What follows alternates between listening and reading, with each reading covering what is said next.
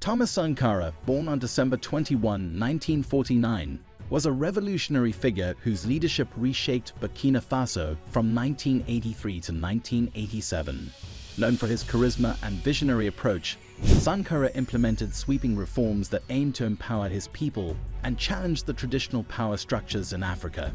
His tenure is remembered for groundbreaking initiatives in women's rights, healthcare, education, and environmental sustainability. Today, we explore how the principles of Sankara continue to influence Burkina Faso through the rise of Ibrahim Traoré, a young leader committed to similar ideals. How is Traoré's leadership echoing Sankara's revolutionary spirit? And what could this mean for Africa's future? If you're fascinated by transformative leadership and Africa's dynamic political landscape, subscribe to the African Web and hit the bell icon to stay updated with our latest videos.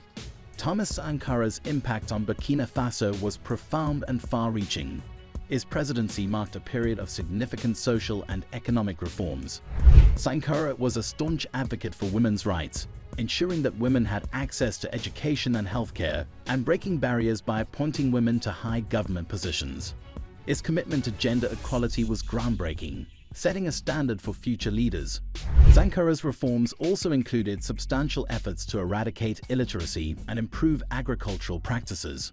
Through these efforts, he challenged the traditional role of women in Burkina Faso, advocating for their right to fully participate in the nation's development.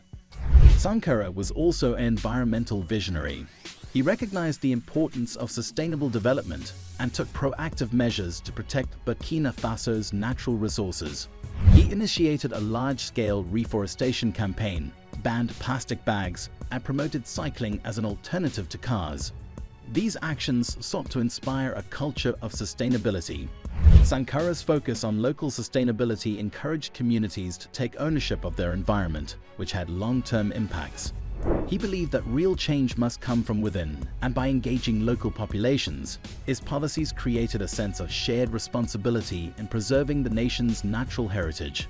In addition to these reforms, Sankara tackled poverty with a determination that was both innovative and practical. He worked tirelessly to improve the living conditions of the underprivileged and implemented policies designed to boost employment and provide universal access to healthcare and education. His efforts to reduce dependency on foreign aid and promote local self-sufficiency were central to his vision of a liberated and self-reliant Burkina Faso. Sankara's approach included large-scale infrastructure projects, such as the construction of schools and health centers, which were vital for rural development. His dedication to creating an equitable society was evident in his policies aimed at empowering the most marginalized communities, ensuring that every citizen had a chance to contribute to and benefit from the nation's progress. Despite his significant achievements, Sankara's presidency ended in tragedy. On October 15, 1987, he was assassinated under circumstances that remain controversial to this day. There have been persistent rumors and allegations suggesting that his former ally Blaise Compaoré may have played a role in orchestrating his death. Additionally, some speculate that France might have been involved. These suspicions have fueled ongoing debates about the true forces behind Sankara's untimely demise. Many still believe that Sankara's revolutionary ideas made him a target, and his assassination remains a powerful symbol of the dangers faced by those who dare to defy entrenched systems of power. However, Sankara's legacy did not die with him. His revolutionary ideas and vision continued to inspire leaders across Africa. One such leader is Ibrahim Traoré, who emerged as a prominent figure in Burkina Faso in recent years. Born in 1989 and assuming the presidency at just 34 years old, Traoré is often compared to Sankara due to his similar approach and ideals. Traoré's youthful leadership represents a new generation of African leaders who, like Sankara, are eager to chart an independent course for their nations. His rise is a testament to Sankara's enduring influence, as the principles of self-reliance, anti-colonialism, and people-centric governance continue to resonate with today's political landscape. Traoré's rise to power was dramatic. In September 2022, he led a successful coup against President Paul-Henri Sandaogo Damiba's government, which had only been in power for 8 months. This move was driven by Traoré's desire to address the country's issues with French influence and to bring about a new era of self-reliance. Traoré's actions reflect a continuation of Sankara's vision, as he seeks to break free from the remnants of colonial control and to assert Burkina Faso's independence. His leadership aims to reinvigorate the revolutionary spirit that Sankara embodied, with a focus on restoring national sovereignty and addressing the challenges of modern governance. One of Traoré's notable achievements has been his approach to security and defense. Recognizing the threat of terrorism, he has bolstered Burkina Faso's military capabilities and established strategic partnerships with countries like Russia. This shift is significant as it reduces the country's reliance on Western military aid and interventions. By strengthening ties with Russia, Traoré aims to create a more self-sufficient defense system, enhancing Burkina Faso's ability to protect itself against external threats.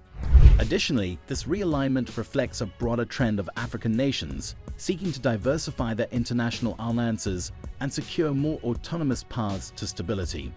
In his recent speech at the Russia-Africa summit organized by President Vladimir Putin, Traoré addressed the lingering effects of colonialism on Africa. He passionately argued that Africa's resource-rich lands remain impoverished due to historical exploitation by foreign powers. Traoré emphasized the need for Africa to build new, equitable relationships and to strive for self-sufficiency.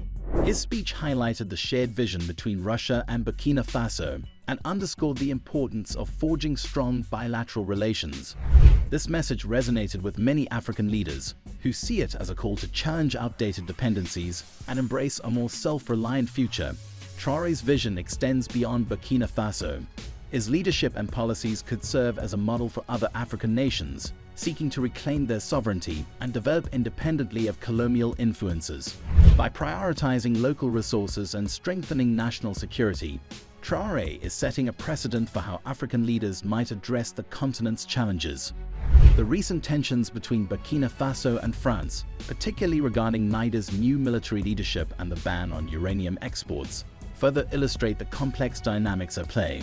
The ban on uranium exports, which significantly affects France's energy supply, has heightened tensions between the two nations.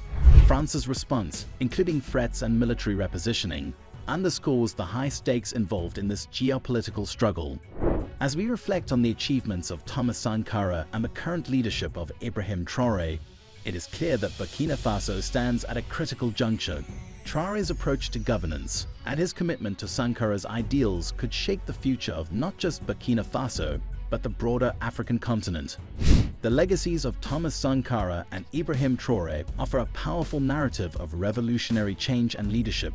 As Burkina Faso navigates its current challenges, the influence of these leaders will play a crucial role in determining the country's path forward.